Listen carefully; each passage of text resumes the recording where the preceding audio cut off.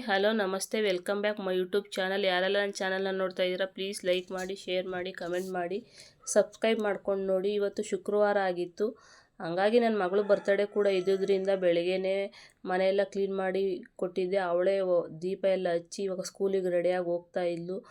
ದೇವಸ್ಥಾನಕ್ಕೆ ಹೋಗೋಣ ಅಂತ ಅಂದ್ಕೊಂಡಿದ್ದೀವಿ. ಹಂಗಾಗಿ ಲಂಚ್ ಬ್ಯಾಗ್ ಆಗಲಿ ಸ್ಕೂಲ್ ಬ್ಯಾಗ್ ಆಗಲಿ ಏನು ತಗೊಂಡು ಹೋಗ್ತಾ ಇರಲಿಲ್ಲ. ಸ್ಕೂಲೇ ಹೋಗ್ತೀವಿ ಅಂತ ಹೊರಟರು. ಆಮೇಲೆ ನಾನು ರೆಡಿಯಾಗಿ ಹೊರಟು ಆಮೇಲೆ ಸ್ಕೂಲ್ ಹತ್ರ ಹೋಗಿ ಟೀಚರ್ ಹತ್ರ ಪರ್ಮಿಷನ್ ತೊಗೊಂಡು ಕರ್ಕೊಂಡು ಹೋಗೋಣ ಅಂತ ಹೋದ್ವಿ. ಯಾಕಂದರೆ ಬರ್ತಡೇ ಅಂದರೆ ಮಕ್ಕಳಿಗೆಲ್ಲ ಚಾಕ್ಲೇಟ್ ಕೊಟ್ಟು ಅವ್ರ ಹತ್ರ ವಿಷಸ್ ಹೇಳಿಸ್ಕೋಬೇಕು ಅನ್ನೋದು ಮಕ್ಕಳಿಗೆ ತುಂಬ ಆಸೆ ಇರುತ್ತೆ. ಹಾಗಾಗಿ ಚಾಕ್ಲೇಟ್ ಎಲ್ಲ ಕೊಟ್ಟು ಬರ್ತೀನಿ ಅಂತ ಹೋಗಿದ್ಲು. ನಾವು ಟೀಚರ್ ಪರ್ಮಿಷನ್ ತೊಗೊಂಡು ಇಬ್ಬರೂ ದೇವಸ್ಥಾನಕ್ಕೆ ಕರ್ಕೊಂಡು ಹೋಗೋಣ ಅಂತ ಕರ್ಕೊಂಡು ಹೋಗ್ತಾ ಇದ್ದೀವಿ. ಇಲ್ಲಿ ನಾನು, ನಮ್ಮ ಯಜಮಾನ್ರು, ನನ್ನ ದೊಡ್ಡ ಮಗಳು ಮತ್ತು ನನ್ನ ನಾದಿನಿ ಗಂಡ ಇಷ್ಟು ಜನ 2 ಗಾಡೀಲಿ ಹೊರಟಿದ್ವಿ. ನಾವು ಯಾವಾಗಲೂ ಹುಲಿಯೂರು ದುರ್ಗದ ಮೇಲೆ ಹೋಗೋದ್ರಿಂದ ದಾರಿ ಮಧ್ಯದಲ್ಲೇ ಕಾಲಭೈರವೇಶ್ವರಂದು ದೇವಸ್ಥಾನ ಇದೆ. ಹಂಗಾಗಿ ಆ ನಮ್ಮನೆ ದೇವರು ಕಾಲಭೈರವೇಶ್ವರನೇ ಅಲ್ಲ ಅಂದ್ಬಿಟ್ಟು ಅಲ್ಲಿ ಗಂಧಕಡ್ಡಿ ಕರ್ಪೂರ ಹಚ್ಚಿ ಮಂಗಳಾರತಿ ತೊಗೊಂಡು ಹೋಗೋಣ ಅಂತ ನಾನು ನನ್ನ ಮಕ್ಕಳು ಇಬ್ಬರು ಅಂದರೆ ದೇವಸ್ಥಾನಕ್ಕೆಲ್ಲ ಬಂದು ಮಂಗಳಾರತಿ ಎಲ್ಲ ತೊಗೊಂಡು ಅಲ್ಲಿಂದ ಪಕ್ಕದಲ್ಲೇ ಹುಲಿಯೂರಮ್ಮಂದು ದೇವಸ್ಥಾನ ಇದೆ. ಹುಲಿಯೂರಮ್ಮನೂ ಅಂತಾರೆ, ಹಳೆ ಊರಮ್ಮನೂ ಅಂತಾರೆ. ಅಲ್ಲೂ ಬಂದು ಕರ್ಪೂರ ಎಲ್ಲ ಹಚ್ಚಿ ಮಂಗಳಾರತಿ ತಗೊಳ್ಳೋಣ ಅಂತ ನೋಡಿದ್ವಿ. ಆದರೆ ತುಂಬ ರಶ್ ಇತ್ತು. 2 ಸೈಡ್ ಜನ ಕ್ಯೂ ಸಿಸ್ಟಮಲ್ಲಿ ಹೋಗ್ತಾ ಇದ್ರು ದೇವ್ರ ದರ್ಶನಕ್ಕೆ ಅಂತ ಅಂದ್ಬಿಟ್ಟು. ಇನ್ನು ನಾವು ಹೋಗಿ ನಿಂತ್ಕೊಂಡ್ರೆ ತುಂಬ ಲೇಟ್ ಆಗುತ್ತೆ ಅಂತ ಅಂದ್ಬಿಟ್ಟು ಅಲ್ಲೇ ನಿಂತು ನಮಸ್ಕಾರ ಎಲ್ಲ ಮಾಡಿಕೊಂಡು ಆಮೇಲೆ ಹೊರಟ್ಬಿಟ್ವಿ. ಯಾಕಂದರೆ ಇಲ್ಲೂ ಅಷ್ಟೇ ತುಂಬ ಫೇಮಸ್ಸು ಈ ಹುಲಿಯೂರು ದುರ್ಗದಲ್ಲೇ ಹುಲ್ಲೂರಮ್ಮ ಅಂತಂದರೆ. ಆಮೇಲೆ ನಮ್ಮನೆ ದೇವ್ರಿಗೆ ಬಂದ್ವಿ. ಇಲ್ಲಿ ಅಕ್ಕ ತಂಗಿಯರಿಬ್ಬರೂ ಒಂದೇ ಊರಲ್ಲಿ ವಾಸ, ಅಂದರೆ ಊರಿಂದ ಆಚೆ ಒಂದು ದೇವರು, ಊರೊಳಗಡೆ ಒಂದು ದೇವರು ಇದೆ. ಊರೊಳಗಡೆ ಲಕ್ಷ್ಮೀ ದೇವಿ ಇದೆ. ಆ ದೇವರಿಗೆ ನಾವಿಲ್ಲಿ ಪೂಜೆ ಎಲ್ಲ ಮಾಡಿಸ್ಕೊಂಡು ಮಂಗಳಾರತಿ ತೊಗೊಂಡು ಅಲ್ಲೇ ಒಂದು ಸ್ವಲ್ಪ ಹೊತ್ತಿದ್ದು. ಇಲ್ಲಿ ಏನಾದರೂ ಹಣಕಾಸು ತೊಂದರೆ ಇದ್ದರೆ, ಏನಾದರೂ ದುಡ್ಡು ಕಾಸಿಗೆ ಪ್ರಾಬ್ಲಮ್ ಇದ್ದಾಗ ಈ ತಾಯಿ ಹತ್ರ ಬಂದು ಬೇಡ್ಕೊಂಡ್ರೆ ತುಂಬ ಒಳ್ಳೆಯದಾಗುತ್ತೆ ಅಂತ ಹೇಳ್ತಾರೆ.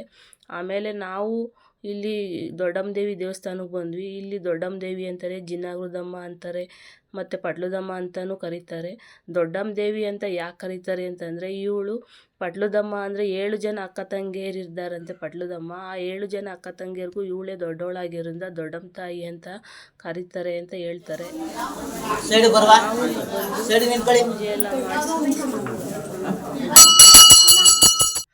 ಪೂಜೆ ಎಲ್ಲ ಮಾಡಿಸ್ಕೊಂಡು ಮಂಗಳಾರತಿ ಎಲ್ಲ ತಗೊಂಡು ಹೂ ಕೇಳೋಣ ಅಂದ್ಕೊಂಡ್ವಿ. ಹೂ ಅಂದರೆ ತುಂಬ ಜನ ಕೇಳ್ತಾಯಿದ್ರು. ಏನಾದರೂ ತೊಂದರೆ ಇದ್ದರೆ, ಏನಾದರೂ ಹರಕೆ ಕಟ್ಕೋಬೇಕಾದ್ರೆ ಹೂ ಕೇಳ್ತಾರೆ. ಬಲಗಡೆ ಬಿದ್ದರೆ ಒಳ್ಳೆಯದಾಗುತ್ತೆ, ಎಡಗಡೆ ಬಿದ್ದರೆ ಆಗಲ್ಲ ಅಂತ. ಬಲಗಡೆ ಬೀಳೋರಿಗೆ ತುಂಬ ಒಳ್ಳೆಯದಾಗುತ್ತೆ ಅಂತ ನಂಬ್ಕೊಂಡು ಆ ಹೂವನ್ನ ಈಸ್ಕೊಂಡು ಹೋಗ್ತಾರೆ. ದೊಡ್ಡಮ್ಮ ದೇವಿ ಅಂದರೆ ಬರುವ ಭಕ್ತರಿಗೆ ಒಂದು ಶಕ್ತಿ ಅಂತಲೇ ಹೇಳ್ಬೋದು. ಯಾಕಂದರೆ ಏನೇ ಕಷ್ಟ ಇದ್ದರೂ ನಿವಾರಣೆ ಮಾಡುವಂಥ ತಾಯಿ. ನಾನು ತೊಂದರೆಲಿದ್ದೀನಮ್ಮ ಕಾಪಾಡು ಅಂತ ಎಷ್ಟೋ ಜನ ಬೇಡ ಬಂದವ್ರಿಗೆ ತುಂಬ ಜನಕ್ಕೆ ಒಳ್ಳೆಯದಾಗಿದೆ, ನಾನು ನೋಡಿದ್ದೀನಿ. ಹಂಗಾಗಿ ತುಂಬ ಜನ ನಂಬಿ ಈ ತಾಯಿನ ಬಂದು ಪೂಜಿಸ್ತಾರೆ, ಆರಾಧಿಸ್ತಾರೆ, ತಮ್ಮ ಕಷ್ಟ ಹೇಳ್ಕೊಂಡು ಕಷ್ಟಗಳನ್ನ ಪರಿಹಾರ ಮಾಡ್ಕೋತಾರೆ. ಮತ್ತು ಈ ತಾಯಿ ಹತ್ರ ಬಂದು ಹರಕೆ ಕಟ್ಕೊಂಡು, ಮರಿ ಹರಕೆ ಆಗಿರ್ಬೋದು, ಚಿನ್ನ ಬೆಳ್ಳಿ ಯಾವ ರೀತಿ ಹರಕೆ ಏನಾರು ಕಟ್ಕೊಂಡು ಒಳ್ಳೇದಾದಮೇಲೆ ಆ ಹರಕೆಗಳನ್ನೂ ಕೂಡ ತೀರಿಸ್ತಾರೆ. ಆದರೆ ಮರಿನ ಒಪ್ಪಿಸ್ತೀನಿ ಅಂತ ಹರಕೆ ಕಟ್ಕೊಂಡು ಇಲ್ಲೇ ಬಂದು ಸವೆ ಮಾಡಿ ಹರಕೆನ ತೀರಿಸೋದು ಉಂಟು. ತುಂಬ ಜನ ಅಲ್ಲೇ ಸವೆ ಮಾಡಿ ಆ ತಾಯಿಗೆ ಆ ಮರಿನ ಒಪ್ಪಿಸಿ ಪೂಜೆ ಮಾಡಿಸ್ಕೊಂಡು ಹೋಗೋದು ಉಂಟು. ಮತ್ತು ಈ ತಾಯಿ ಬರುವ ಭಕ್ತರ ಕಷ್ಟನ ಬೇಗ ನಿವಾರಣೆ ಮಾಡೋದ್ರಿಂದ ಮತ್ತು ಅವಳಿಗೆ ಆಶೀರ್ವಾದ ಮಾಡೋದ್ರಿಂದ ತುಂಬ ಫೇಮಸ್ ಆಗಿದ್ದಾಳೆ, ತುಂಬ ಪ್ರಸಿದ್ಧಿ ಹೊಂದಿದ್ದಾಳೆ ಅಂತಲೇ ಹೇಳ್ಬೋದು. ಇಲ್ಲಿ ಸಂತಾನ ಭಾಗ್ಯ, ಕಂಕಣ ಭಾಗ್ಯ ಅಂದರೆ ಮದುವೆ ಆಗದೇ ಇರೋರಿಗೆ, ಮಕ್ಕಳಾಗದೇ ಇರೋರಿಗೆ, ಏನಾದರೂ ಗಾಳಿ ಸೋಂಕಿದ್ದರೆ ಮತ್ತು ಏನಾದರೂ ವ್ಯಾಪಾರದಲ್ಲಿ ಅಭಿವೃದ್ಧಿ ಆಗಬೇಕು ಅಂದರೆ ಈ ತಾಯಿ ಹತ್ರ ಬಂದು ಹರಕೆ ಕಟ್ಕೊಂಡು ಪೂಜೆ ಎಲ್ಲ ಮಾಡಿಸ್ಕೊಂಡು ಹೋದರೆ ತುಂಬ ಒಳ್ಳೆಯದಾಗುತ್ತೆ ಅಂತ ನಂಬ್ಕೊಂಡು ಎಷ್ಟೋ ಜನ ಬಂದು ಮದುವೆಗೆ ಆಗಿರ್ಬೋದು, ಮಕ್ಕಳಿಗೆ ಆಗಿರ್ಬೋದು ಹರಕೆ ಕಟ್ಕೋತಾರೆ, ಹೂ ಪ್ರಸಾದ ಕೇಳ್ತಾರೆ. ಒಳ್ಳೇದಾದಮೇಲೆ ಬಂದು ಹರಕೆ ತೀರಿಸೋದು ಉಂಟು. ದೊಡ್ಡಮ್ಮ ದೇವಿ ಹೇಗೆ ನೆಲೆಯಾದ್ಲು ಅಂದರೆ, ಯಾವುದೋ ಒಂದು ಕಾಲದಲ್ಲಿ ಅಂದರೆ ಸುಮಾರು ವರ್ಷಗಳ ಹಿಂದೆ ಈ ಊರಿನ ಯಜಮಾನನ ಕನಸಲ್ಲಿ ಒಂದು ಪೊದೆ ಇದೆ ಊರಾಚೆ. ಪೊದೆ ಒಳಗಡೆ ಒಂದು ಹುತ್ತ ಇದೆ. ಹುತ್ತದೊಳಗಡೆ ಸರ್ಪ ರೂಪದಲ್ಲಿ ನಾನು ವಾಸ ಮಾಡ್ತಾಯಿದ್ದೀನಿ ಅಂತ ಆ ಊರಿನ ಯಜಮಾನನ ಕನಸಿನಲ್ಲಿ ಬಂದು ಕೇಳ್ಕೊಂಡಾಗ ಅವ್ರಿಗೂ ಎಂದು ಕುತೂಹಲ ಇತ್ತಲ್ಲ, ಆಗ ಹೋಗಿ ನೋಡಿದಾಗ ಹುತ್ತ ಇತ್ತಂತೆ. ಸರಿ ನನಗಿಲ್ಲೇ ಒಂದು ನೆಲೆ ಮಾಡಿಕೊಡು ಅಂತ ಕೇಳಿದಾಗ ಅಲ್ಲೇ ಒಂದು ಚಿಕ್ಕದಾಗಿ ದೇವಸ್ಥಾನ ಕಟ್ಟಿದ್ರು. ಆ ದೇವಸ್ಥಾನ ಇವತ್ತು ಇಷ್ಟು ದೊಡ್ಡ ಮಟ್ಟಕ್ಕೆ ಬೆಳೆದಿದೆ. ಅದ್ರ ಪಕ್ಕದಲ್ಲೇ ನೋಡಿ, ಇದು ಕೊಲ್ಲಾಪುರದ ಅಮ್ಮನ ದೇವಸ್ಥಾನ ಅಂತ. ಇಲ್ಲೂ ಬಂದು ಪೂಜೆ ಎಲ್ಲ ಮಾಡಿಸ್ಕೊಂಡು ಮಂಗಳಾರತಿ ಎಲ್ಲ ತೊಗೊಂಡೋಗ್ತಾರೆ. ನಾವು ಇಲ್ಲಿ ಪೂಜೆ ಎಲ್ಲ ಮಾಡಿಸ್ಕೊಂಡು ಮಂಗಳಾರತಿ ಎಲ್ಲ ತೊಗೊಂಡು ನಾನು ದೇವರಿಗೆ ಪ್ರದಕ್ಷಿಣೆ ಹಾಕೋಣ ಅಂತ ಪ್ರದಕ್ಷಿಣೆ ಆಗ್ತಾಯಿದೆ. ಯಾಕಂದರೆ ಇಲ್ಲಿ ಬಂದಮೇಲೆ ನನಗೆ 1 ಸುತ್ತಾಲಿ 3 ಸುತ್ತಾಲಿ ಪ್ರದಕ್ಷಿಣೆ ಹಾಕಿದ್ರೇ ಸಮಾಧಾನ.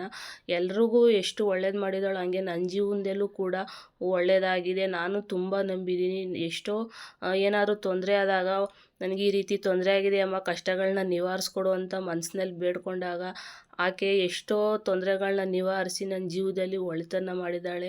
ಹಂಗಾಗಿ ನಾನು ತುಂಬ ನಂಬ್ತೀನಿ. ಎಲ್ಲಿದ್ರೂ ಅಮ್ಮ ನೀನು ಕಾಯ್ತೀಯ ಅಂತ ಮನಸ್ಸಲ್ಲಿ ಬೇಡ್ಕೊಂಡಾಗಲೂ ಅಷ್ಟೇ ಅವಳು ನಾನಿದ್ದೀನಿ ಅಂತ ಒಂದು ಕುರುಹಾರು ತೋರಿಸ್ತಾಳೆ. ಮತ್ತು ಇಲ್ಲಿ ಕಣಿ ಹೇಳ್ತಾರೆ, ಅದೊಂದು ವಿಶೇಷ ಅಂತಲೇ. ಅಂದರೆ ನಮಗೇನಾದ್ರು ತೊಂದರೆ ಇದ್ದಾಗ ಅವ್ರ ಹತ್ರ ಹೋಗಿ ಪ್ರಶ್ನೆ ಅಂದರೆ ದೇವ್ರು ಕೇಳ್ತೀವಿ ಅಂತಾರಲ್ಲ, ಆ ರೀತಿ ಕೇಳಿದಾಗ ಅವ್ರು ಕಣಿ ರೂಪದಲ್ಲಿ ಉತ್ತರನ ಕೊಡ್ತಾರೆ. ಅದೇ ವಿಶೇಷ. ಈ ಕಡೆ ದೇವ್ರ ಪೂಜೆ ಅಂದರೆ ಯಾರು ಹರಕೆ ಕಟ್ಕೊಂಡು ಹರಕೆ ತೀರಿಸ್ತಾರಲ್ಲ, ಅವರು ಇಲ್ಲಿ ಬಂದು ಪ್ರಸಾದ ಎಲ್ಲ ಇಟ್ಟು ದೇವ್ರಿಗೆ ನೈವೇದ್ಯ ಅರ್ಪಿಸಿ ಪೂಜೆ ಎಲ್ಲ ಮಾಡ್ತಾರೆ. ಮತ್ತು ಇಲ್ಲಿ ಯುಗಾದಿ ಹಬ್ಬ ತೀರಿದ ಮೇಲೆ ಏಪ್ರಿಲ್ ತಿಂಗಳಲ್ಲಿ 1 ವಾರ ಪೂರ್ತಿ ಅಂದರೆ 5 ದಿವಸ ಗ್ರ್ಯಾಂಡಾಗಿ ಹಬ್ಬ ನಡೆಯುತ್ತೆ. ಅದು ಇನ್ನೂ ವಿಶೇಷ ಅಂತಲೇ ಹೇಳ್ಬೋದು. ಇಲ್ಲಿ ಅಕ್ಕಪಕ್ಕ ಅಂಗಡಿಗಳು ಇದ್ದು, ಹಂಗಾಗಿ ನನ್ನ ಮಕ್ಕಳು ಏನಾದರೂ ತೊಗೋತೀವಿ ಅಂತ ಬಂದರು.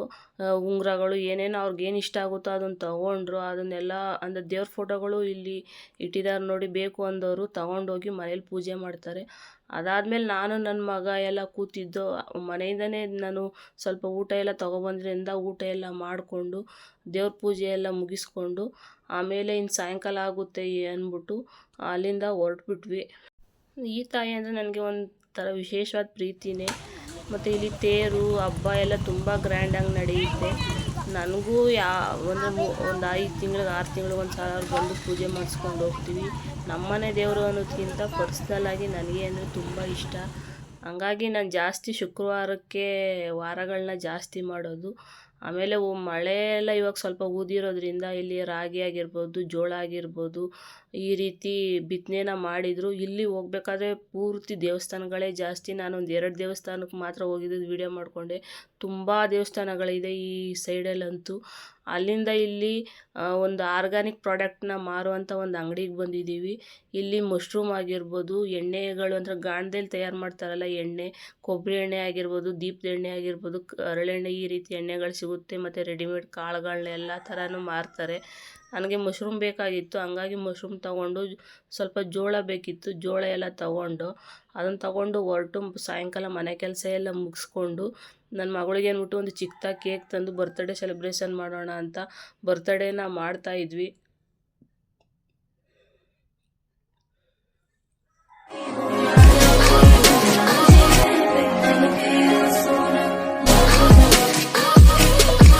ಇದೇ ಇವತ್ತಿನ ಬರ್ತ್ಡೇ ಆಯಿತು. ಈ ವಿಡಿಯೋ ಇಷ್ಟ ಆದರೆ ಲೈಕ್ ಮಾಡಿ, ಶೇರ್ ಮಾಡಿ, ಕಮೆಂಟ್ ಮಾಡಿ, ಸಬ್ಸ್ಕ್ರೈಬ್ ಮಾಡ್ಕೊಂಡು ನೋಡಿ.